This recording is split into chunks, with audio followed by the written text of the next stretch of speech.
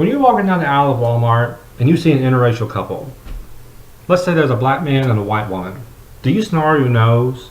Do you tell them they need to get out of the store because they don't belong? Do you tell them that they don't deserve the right to live because they aren't with the same group that they should be? So what I want to talk to you today is about equality. This is equality for everyone.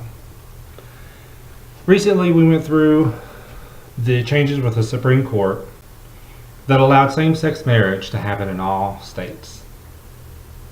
This has been an issue that is very controversial because people hold dear their values and their beliefs. So what does equality mean to you? To me, it means that every person has the equal right to live on this earth, to have their job, to buy the same cars, to shop in the same stores, to have the same liberty and freedom that any other person walking beside them down the street has. Now this hits close to home for me. My partner and I have been together for 5 years. We live just like everyone else. We have a home, we both have jobs, we have friends, we have family. We have dogs, we have cars, we have everything that a heterosexual couple has, except for one thing until recently. And that was the right to live together, to be as whole and to come together as one, and to share that union between the two of us. Now I've always said through this whole thing, you don't have to like it, you don't have to condone it. I'm not asking you to switch over to be a homosexual. What I am asking you is to treat me with the same respect, the same dignity, and give me the same rights that you do as a heterosexual. So on June 26th, as I spoke at the Supreme Court, they passed the law stating that same-sex marriage was going to be legal in all states and it would be protected by the U.S. Constitution. Now since then, we've all seen the videos, we've seen the people, we've read the stuff on TV. Who doesn't know Kim Davis now? She is a household name because she was making a stand because she believed that same-sex marriage should not be happening. We have presidential candidates that they're trying to get numbers, I believe, because they are saying that, oh, this needs to be changed. I'm going to change it if I get in office. So they're going to get those votes, of course. I don't understand why people don't want to give you the right. They don't want to do anything to allow you to have that same commitment that a man and a woman share in a marriage. I've had people that have gotten to know me, that's worked with me, that's been to my home, that has hung out with me, that's went out with me, and they've loved me until they found out that I was gay. And then all of a sudden, they didn't want nothing to do with me. They couldn't come around me. They didn't want to talk to me. They fell off the face of the earth. All because of who I find attractive and who I go to sleep with every night. Nothing that affected them the whole time prior to this when we were going to the movies or having dinner or sharing my home with them. Prior to this decision on June 26th of 2015, it was already legal for same-sex couples to marry in 37 states and Washington, D.C. Now there was 37 states that took the stand and that they decided that everyone should be treated equal. So over the years, in 1996, there was 27% of people that approved same-sex marriage. Now that's went to 60. 60% of America agrees with same-sex marriage. Opponents to this, they say that marriage is between one man and one woman.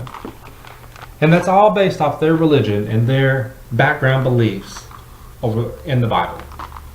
Not everyone believes in the Bible. Not everyone believes in Jesus. And that's their right. You know, I've seen on the internet, I've seen on Facebook, and I've even made a few comments to these people. These Christians that are out here rallying for same-sex marriage to be taken away from us again, for these rights not to be here, that it's one man and one woman, Adam and Eve, not Adam and Steve. We've all heard this, we've all been there for it. But all I ask is, why is me getting married to another man affecting you? Why do you have the right to throw your religion out there, to knock door to door, invite people to your church. Come on out. Come hear us preach. Come sing us. Come listen to the Word of God.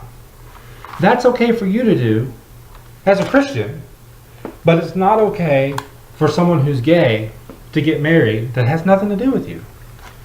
It makes no sense to me whatsoever. So I've done some pros and cons here of same-sex marriage.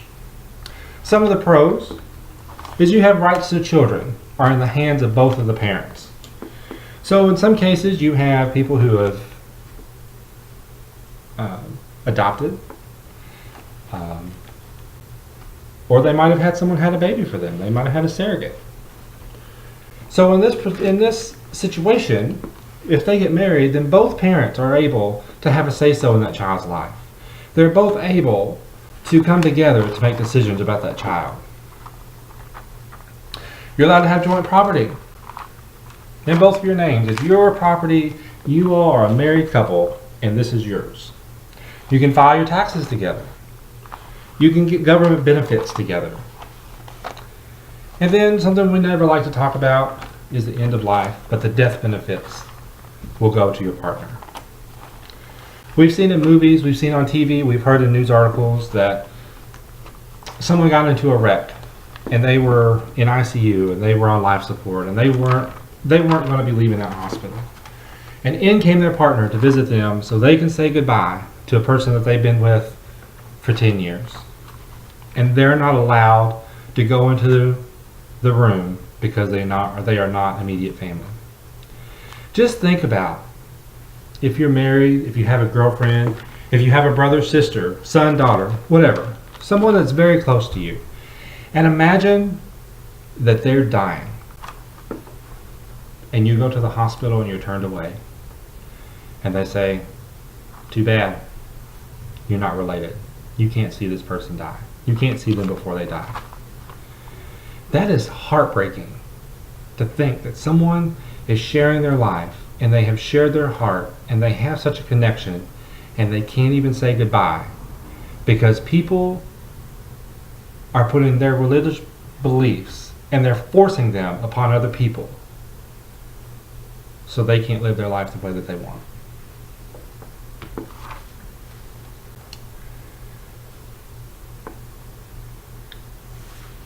You know, whenever I think about even myself getting married, you know, I think about the future that I can have with my partner. I see what we've built over 5 years together. And you know, people say that it's a choice. It's not. This is something that you can't control. It's a feeling that you can't get rid of. There are people that try to change their life to marry a woman even though they're gay, and they're convincing themselves that they're straight and they're going to go to church and they're going to live their life the right way. Also at the end when they die, they can go to heaven. But they live a miserable life. They live a lie. They might love this person on an emotional level, but that's all it is an emotional connection. So some of the cons to this. With every marriage, there's going to be divorces. So you have the formalities with those. You have the lawyers. You have the prenups. You have things like that. You have to divide your property. If you get it put in both of your names, then you divorce, it's got to come out of somebody's name. And then you're also going to have those custody battles. Who's getting the child? Who gets visitation? Who gets full custody? Who gets partial custody? Those are the cons, but those are cons to every single marriage that's out there. Any straight couple, if they get divorced, they go through a custody battle. They have to divide their property, and they have formalities and legal options that they have to go through as a couple separating. So what I want to ask you, what I want to end on, is no matter what your religious belief is, what you believe in this world, if you believe in God, if you don't, if you're an atheist, whatever your religious background is, why is it bother you so much that someone's going to marry someone of the same sex and they're going to be happy, and you can't let that happen.